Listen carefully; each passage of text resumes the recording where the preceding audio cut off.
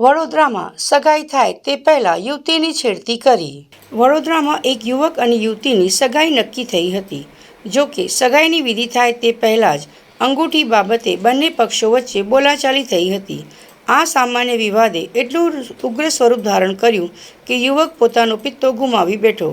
આક્રોશમાં આવેલો યુવક યુવતીના ઘરે પહોંચ્યો હતો અને ત્યાં જઈને જોરશોરથી ઝઘડો શરૂ કર્યો હતો. વાત માત્ર બોલાચાલી સુધી સીમિત ન રહી. યુવકે ઉશ્કેરાઈને યુવતીને 2 લાફા ઝીકી દીધા હતા. એટલું જ નહીં, યુવકે યુવતીની છેડતી કરી હોવાની પણ વિગતો સામે આવી છે. આ હંગામાને પગલે આસપાસના લોકો પણ એકઠા થઈ ગયા હતા.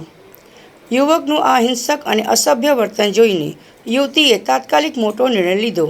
જે યુવક લગ્ન પહેલાં જ હાથ ઉપાડતો હોય તેની સાથે ભવિષ્ય સુરક્ષિત નથી તેમ માનીને યુવતીએ આ સગાઈ તોડી નાખી છે. યુવતીને આ સમગ્ર મામલે હિંમત દાખવીને પોલીસમાં ફરિયાદ નોંધાવી છે.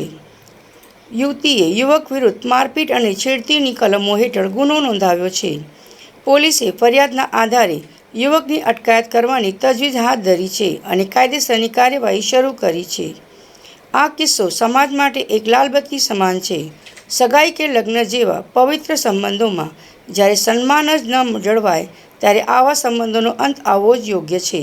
યુવતીના આ હિંમતભર્યા નિર્ણયને અત્યારે ચર્ચાઓ થઈ રહી છે.